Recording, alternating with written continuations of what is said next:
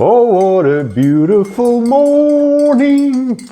Oh, what a beautiful day. Oi. Morning. Never mind bloody morning. You. Go and get changed. Huh? You've got something all down your shirt.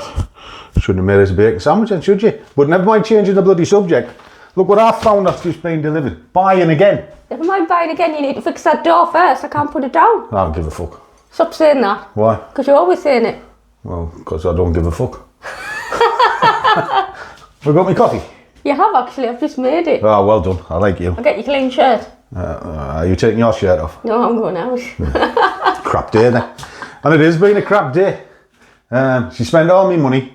Look at that, boys and girls. Half a cup winky. Doesn't matter, not enough water in the kettle. Alright, I'll top it up, come here. No, it doesn't matter. I'll do it myself. You only drink half a cup anyway. And that's the moral of the day, boys and girls. Doing it yourself. Let's go up into the office and we'll have a coffee with Scruff about responsibility, what's happened this week. Well, I'll tell you straight away what's happened this week. She spent a bloody fortune, again, on shit. And do you know why? Because the snow came and the one at the front door got wet, so we have to buy another one. No, Stick it in the dryer. It didn't. It's because it was the back door actually. And the back door leaked in and you were supposed to fix it. And you didn't. And the whole porch got flooded. And the mat got ruined. So I bought a new one, yes. That was yesterday. This is today. Today you fix it because there's no snow. Then you didn't need that. I did because the other one got ruined. Fuck off, man. Put it in the dryer. Dozy. Right. Now you know what you're talking about. No, I know exactly what I'm talking about. This is matrimony 101. You know, I try and make a living, try and pay for everything, make certain there's plenty of money in the bank account, and she makes it damn certain that never happens, so I am a slave to the machine. You can bloody wail in all you want about it. Mini violin. Just as well you got nice knockers. I know they say that you've always got to look into a woman's heart. It's not my fault they're in the way. You are. Right, let's go in the office. You might get. There she was, just a walking down the street, singing do-a-diddy-diddy-dum-diddy-do, clapping her hands and tapping her feet. Well, boys and girls, coffee with Scruff. What are we going to talk about today? Well, as you might have seen, as I was grabbing my coffee with Winky, I'm a bit of a scruff. In fact, I'm not just a bit of a scruff. That's exactly why I'm called Scruff. I can make a mess in an empty room. I really can. But my charts are not. In fact, my charts are, I would say, borderline clinical. Clean? Not just health department clean, Monica clean. And the reason they're clinical is because I want to see the open picture. And what we're going to discuss today is along them lines. But really, I'm going to draw your attention to a poll that I put out. Just to get a gauge of how people react to the markets, what they think is difficult, what they think is easy. Now, for me, I find trading very simple. You know, why? Because I've done it such a long time, I'm kind of sanitized to it. If I take a loss, I'm not really bothered because it's all controlled and part of the plan. I love it when a plan comes together. Now, to the beginner or the inexperienced, and certainly to people who don't make a living from this, they just sort of go at them charts because they think there's a secret pill. Well, I've got a wake-up call for you. There isn't. Say it ain't so. And I struggle heavily with Joe Public. Why? Because I can spot a gambler and an idiot a mile away. I've been around the block a few times. You know, you watch TikTok and you see all these young kids with their amazing strategy. Well, some old buggers as well, actually. And it's just bullshit. It's absolute bollocks. All right. There is only one definitive way to trade. And it doesn't matter who you ask. But if you ask them, they will say it's this. We're waiting. It's the management of the trade. There is no super systems. You know, I'll pull a poll up in a second, and I'll clarify this. There is just common sense and am I at peace with the market? Now, for the first time in a very long time, I had a trade that just ran against me. And even from the point of entry, it just went straight up and hit the stop, virtually in a straight line. Now, that doesn't happen very often because I like a wider stop and I stage into these things. But it's just the market gods were against me, went up, took me out. And the sad part is 15 minutes later, I was actually correct on the trade. But what I wasn't correct on was the size of the stop that was in place. Or I'll rephrase that. I was correct because it was in the parameters of what I was willing to give the market if I was wrong. Now, ideally, if I'd scaled up and been able to follow the market up, I would have had my stop a little bit higher, I would have been fine. But the monetary amount would have stayed exactly the same. Now, on this occasion, I just had to take the measurement, say, right, okay, it's gone farther than I need to go. I've got to kill it. Now, I do that with the other side as well. I'll put in a target that I think the market is willing to give me. And it's all based on little formulas and basic experience. But essentially, it's derived from an ATR. An ATR will tell you everything you need to know if you know which one to use. And it's like your levels. If you've got the right levels in place, they will show you into the future where the market's going. It's the only thing that will. Really? Really? Because an indicator is a variant. It won't be in the same place on a monthly chart as a 1 minute chart. So there's no real confluence there. There's only historical. And what you can kind of rely on is if it's happened before, it'll happen again. And that's about it, and work on a law of averages. Okay, so that's where indicators are. But your constants are the price and a level because they don't move. If you look at it in a monthly and a minute chart, they're in exactly the same place. Indicators are all over the place. So that's why you can't really have a super system, because there's too many moving parts, too many variables. So let me just flick this poll on and I'll show you. Now, in the poll, I just said, why do you find trading hard? Very, very simple question. 10% think it's the targets. 33% think it's the stop. 52% of it thought it was the direction. And then 5% think it's easy and they're making a living. Well done. They might actually understand what I'm about to go to. And then there's various little comments below, and you're very welcome to go through and add to the comments. Or add to comments on any of my videos, because even the historic ones, I still answer them personally. Now, the hardest part here is not what the majority think. The majority think it's direction. I don't think that's correct. Direction should be the easiest thing to find, because you can physically see it the moment you switch the screen on. And I'll tell you a little strategy that'll work that out. Stops, 33% find that hard. Again, your stop should be dead easy. You know, you look for where there's a stress point in the market and you ask yourself one question: can I afford it? And if you look at where that stop is going to be and you can't afford it, you reduce your position size. You don't pull the stop in. Because if you pull your stop in, you've just put yourself in front of the freight train and you've basically invited the market to take money off you. Give it to me. So that's not too difficult either.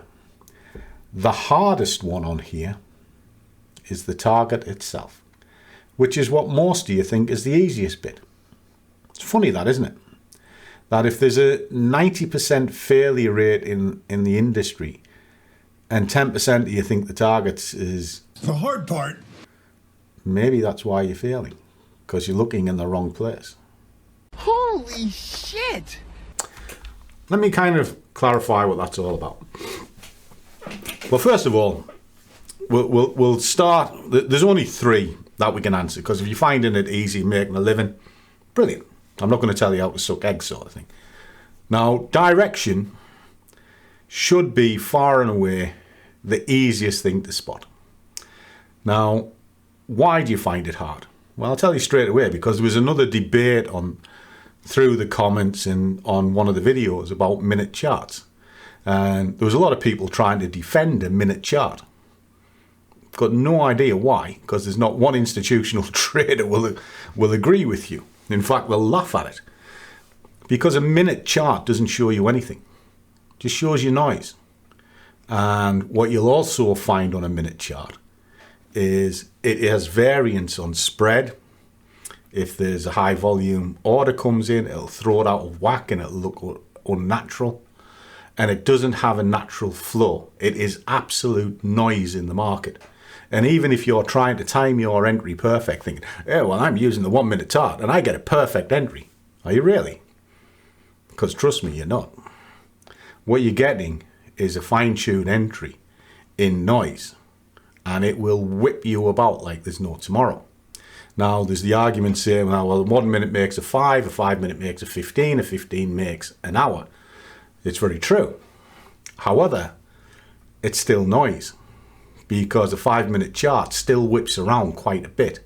So you've got a hell of a lot of 1 minutes inside of that to start making the decision. And there's too many decision factors in it.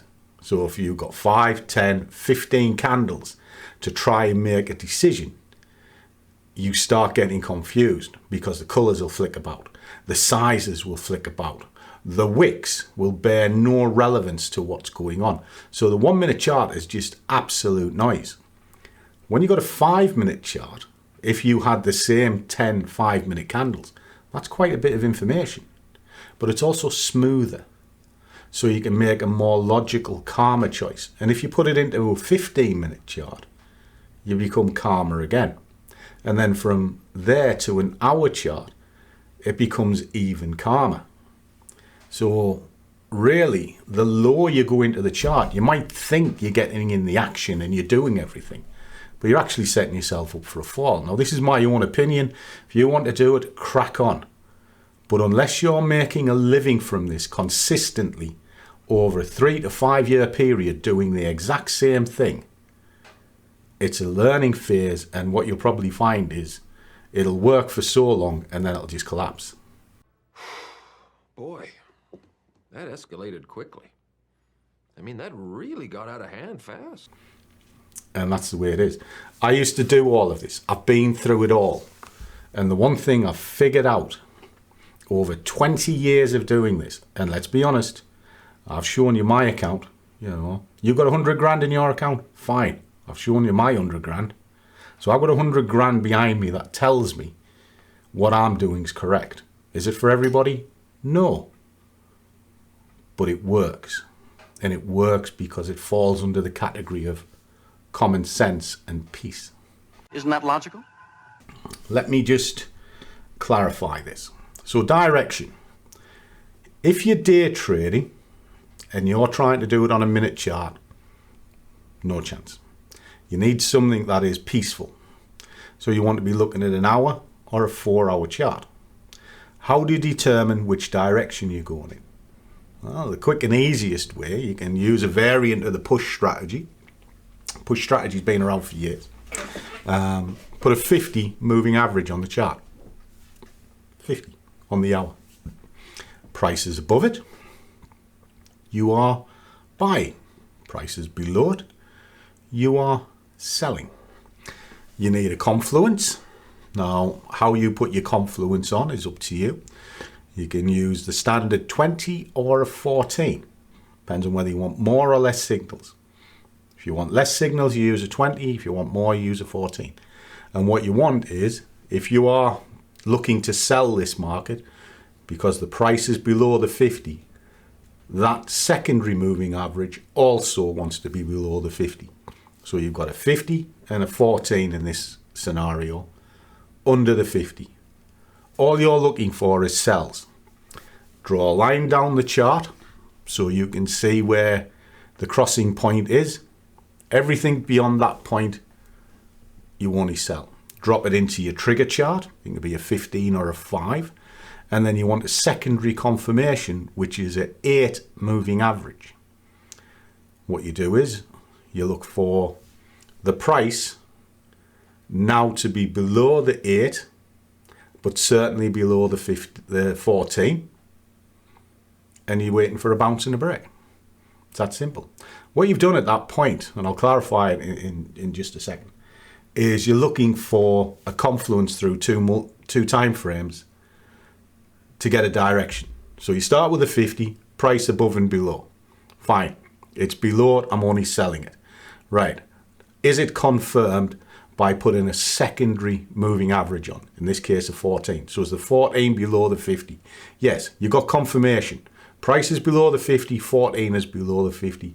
It's genuinely a sell. Drop it into a 15-minute chart with your 14 running, and you want your 8 moving average below that 14 to confirm that the direction is still in play. Take your 14 off, and then what you're looking for is the break of the 8 or a bounce off the 8 to the downside on your trigger chart. So the price will either break through it, put your order underneath the breaking candle, and then run it down into whatever profit factor that you're after. Now your stop, we'll come into that in just a second, and the target. But what you've done at that point is you have made a confluence through time frames using a very basic indicator, moving average in this case, to generate a direction. Now what you've got to remember with direction is the market can only do 3 things. It ain't going nowhere, so you've got nothing to worry about there. Or it's going up or it's going down. So on the point of you pressing the button, you're 50-50. Now if you've used confluences, in other words, below the 50, below the 14, 8 below the 14, and then price breaking through, you've tipped the edge slightly in your favour. Because everything is telling you it's going down at that point. And until a chart tells you otherwise, you agree with what it's saying. Now this comes into game theory, K-level thinking, all of this sort of thing. And what you're essentially doing is you're looking at the various multiple outcomes of what that chart can do. Now at the moment, the high probability outcome is that it's a continuation to the downside. Now you can add extra confluences into it, put an awesome oscillator on, put a stochastic on or whatever, and that'll give you an extra bit of confluence. But this now creates another problem. What? Because you can add too much to the chart and you get completely confused. When really at the start of the chart, you were 50-50. You're either going to buy it or you're going to sell it. All you've done with adding the extras on is add a reason to back up your original theory. That's it. So your direction is relatively simple, but it has to come from where the money is. And the money will be generated higher in the chart, not lower in the chart. So the next part of that puzzle will be, if you've got your direction in play, you have to decide what happens if you're wrong. Well, if I'm wrong, I've got to get out of the market. If I hold on to this too long, that market's going to take it away from me. And the idea I originally had on direction is completely fecked. Jump out the closet, chop your little head off. So, do I need to fight another day? Yes, I do. So that's where your stop comes in. But can you just go, well, I work on a 10 pip stop fixed in a 3 risk reward? That sounds amazing. It sounds fantastic. And I spoke to a guy a couple of months ago. And it's a story that I've mentioned before because it kind of shows how the market can be really cruel, but also how marketing can sway your decision in such a way you don't actually know what you're doing. Now, the guy was adamant he had a great day but couldn't understand why he was spinning wheels. And I said, well, let's look at this. He says, well, what are you doing? And he told me his plan, and his basic plan was fine. But he worked on a 10 pip fixed stop for a 30 reward all the time. I was like, great, okay. And he says, well, here's a good example of a great day. This is a great day. Okay. He was stopped out 6 times in a row. Bang, bang, bang, bang, bang. And then on the 7th trade, he hit his winner, and he genuinely thought he was up for the day. And I'm like, that's why you're spinning wheels, my friend. He says, your win rate's out of whack. No, I'm doing 3 to 1, it's fine. No, it's out of whack. Well, why is that? It's because it's just cost you 60 pips, and you only won 30, and then you closed off for the day. That's why you're out of whack. You know, so you're putting your stop in front of the freight trade. The saddest part was when you went through his trades, if he staged it to where a stop should have been, he'd probably made quite a bit of money out of it. Now, because he had it fixed in his head that the easy way to sort stops was I just have a fixed criteria and that's the end of it. Well, he was opening himself up to the market each time. Now, a stop has one job. One. Protect the account. That's it. It's got nothing to do with your trade, and if you're trying to force risk reward into it, that's the scenario that'll come. You'll win your big, or I'll rephrase that, you'll win the small trades, but you'll lose the big ones. And that's the problem with it. It just completely whacks you out. So what you got to do is look at where the chart is theoretically. So my price is at X point, and I'm going to sell it. So what's above it? If it ran, where's it going to run to? Well, it'll run to a level or it'll run to a swing point. So a theory, and it's the one I subscribe to, is you put it to the second one. So it'll run to the first stress point, be it the level or the swing. And if it goes to the second one, you're wrong. You're completely wrong, because it's shown strength to get through the stress points. And if that's the case, you have to assume the market is going to continue, certainly in the short period. And if it goes beyond there, you probably can't afford it. So therefore, the sensible thing is to kill the trade, even if you're right on the direction, because you've entered or you've sized wrong. And that's what happened to me the other day. I sized correct, went to the second stress point. It was too much if it carried on. I had to kill it. So I just killed it. Now that's common sense. I was able to go and trade again because I hadn't wiped my account out, recovered my losses, and everybody's fine. Nice and simple. All right. But it takes time to do the recovery. The one thing that I don't want to do is wipe out a week's worth of profit on one trade. Don't want to do that at all. So you've got to be careful. So how do you work that one out? Well, first of all, you should know how much you can afford per trade. Now, you can do it through a percentage or a monetary value. Now, percentage is dead easy. You know, you got a £100 account, you want to do 10% of your account, it's a tenner. There you go. Or you just convert it into a pound value, where you go, well, I'm willing to do 10 quid on 100 quid. You know it's high, but you also know what a tenner is. You know, if you're on 1,000 quid, you might be thinking, well, 100 quid's a bit steep. I don't fancy that. But I can do 50, maybe even 25. Now that becomes real. Well, now you can see roughly where the price is, where the stop is. You'll know what the distance is. And the distance is whatever 25 quid is in pips. That's simple. So you kind of work it backwards to where you're comfortable. Now, once you're comfortable with that stop, that's just a lesson. It's a cost of business, or it's a paid lesson in not what to do. All right. So that's what a stop is. Now, the target itself, that's the kicker. Because once you've figured out your direction, you stick with it. You don't change and chop and change. Once you've figured out where the stop is for that direction, you know how much that trade is going to cost you. The target, however, is the hard one. Are you sure?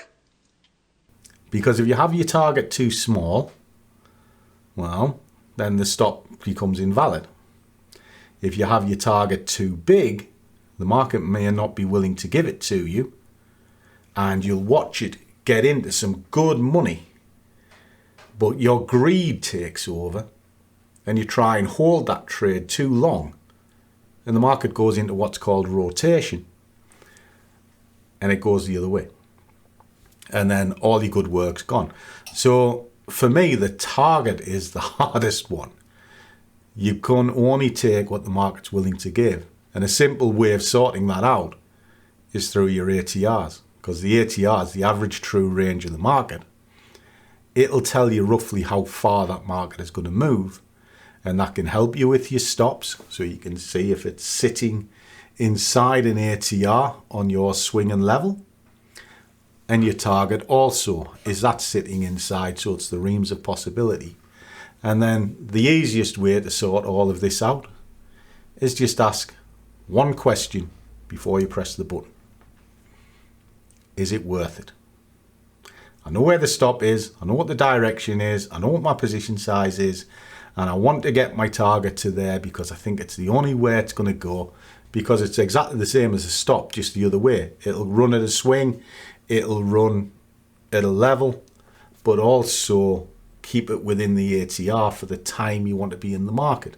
Most people press the button with no clue how long they want to be in. Now, if you want to be in it for 10 minutes, then you need to figure out how far that market can move in 10 minutes. Well, let's just say it can only move 10 pips in 10 minutes. You have got no chance of getting 50 pips out of it in that time period. Once you go beyond that time period, you're now on a countdown clock to an inevitable disaster because you're over expecting on the market. Hope that kind of makes sense. I just kind of wanted to go through it to give an idea, because one of the reasons I struggle with YouTube and one thing and another, and I've done it 6 years now, I think it is. I love my job. Genuinely do. I certainly love a coffee, because we all know Scruffy likes a coffee. I love how the charts move. I love trying to beat the charts. But ultimately, I like the fact that the charts pay me. Why would I do it if they don't? You know, my first job is to beat the bank. I do that every year, you know, and that's why when you look at the Vanguard series, you see exactly what my trading account is, because that's it. You know, at the moment, it's currently at 160,000. I'm quite happy with that. You know, you've seen it build up. Now, that bit pleases me. Certainly pleases Winky, who's doing her level best to go through it at a rate of fucking knots. But that's a woman for you. And I know people go, no, you can't say that in this day and age. Well, I'm old, I can't, I did, and I probably will again. So, tough. What I find difficult is Joe Public and their perceptions. You know, case in point, the other day when I took a hit, I don't take a hit that often. I lose positions pretty much every day, but I very rarely lose a full trade in the sense that it completely tits up and I got it wrong. Now, that doesn't happen very often. In fact, the last time it happened to me was about April time. So that's not a bad run. You know, I'd losing where I've had to bail. You know, the other week you saw me where I made £7 on a trade, £7. But that's because my rules kicked in and they did what I have to do. My rules kicked in again the other day where it went to wipe me out. And it did wipe me out, but it didn't kill the account. But I got messages straight away. I knew you were shit. And I'm like, I managed my way into it and I managed out of it and I wasn't too hassled. You know, so there was two sides of the fence. You know, some were very pleased that they saw it, that the markets can be cruel, and they are. But the other side, suddenly you're just the most terrible trader going. You think, fucking hell, you cannot win here. You know. So what's the moral that I learned from that? Well, I'll show you what I want to show you in tough shit. You know, because I'm damned if I do and I'm damned if I don't. And why? We're going to go back to common sense. 90% of the traders in this industry are not suited to it. The gamblers, the freeloaders, and they're looking for quick bucks, and they're looking for magic systems that don't exist. It's that simple. You want a six-figure salary, just like an architect, airline pilot, high professional solicitor. You've got to put the work in. And you've also got to understand that you're going to get it wrong. I don't know where you get your delusions, laser brain. Most people come into this thinking there's a 100% system. There ain't. There's just a system. And that A system is common sense. Can I afford the trade? Yes or no? Keep it binary. If you can't afford it, reduce the position size or don't take the trade at all. If you can't do that, you shouldn't be in this job. You trade once or twice a day because that's what the market will give you. Realistically, common sense wise, with decent meat on the bone. You start trading into 10, 20, 30 times a day, this job is not for you. And that's where minute charts and everything come into it. Because it will throw that many signals at you. You'll not know whether you're coming or going. And the next part of it is, you don't have to sit in front of the screen to make a living. You just got to do your homework and then let the chart do its job. So what do I mean by that? You can look at, say, euro dollar at 7, 8 o'clock in the morning, have all your levels in place, put your fibs in place if you're a fib trader like what I am, or certainly have a good look at what the higher time frame indicators are saying, and then make a decision on direction. Look at the state of play, put a pending order in where you believe the market is ready to give you what it wants, apply your stop and apply a sensible target, and then walk away. Let the machine do its job. But you don't. You think you've got to be in front of the screen, micromanaging every minute candle because you're the next Warren Buffett, and then cry and whinge when the market doesn't give you what you want. And it's not fair, it's not fair! And just cut all the noise out. So that's the easiest advice I can give you. Cut the noise out. And the first set of noises, don't look at a fucking minute chart. Look at an hourly chart. You look at an hourly chart, 7 o'clock in the morning, that'll tell you roughly what's going to happen for the next 3 to 5 candles. Well, that's the best part of the day. You don't need to be there. You just need to put your pending order in. And then look at it 5 candles later and see if you're right. Anyway, thoughts on a Saturday morning. I always cherish your comments. I genuinely do, the good and the bad. What? You got something to say? But got my coffee, got my wages yesterday. Winky spent them this morning. Fucking cow. And she's away off now to see her dad. And I'll guarantee she'll stop at the Arneson Centre on the way home. Such is life. As always, guys, trade well, keep your risk managed, but above all, do what you love, and the money will follow. See you all in the next one.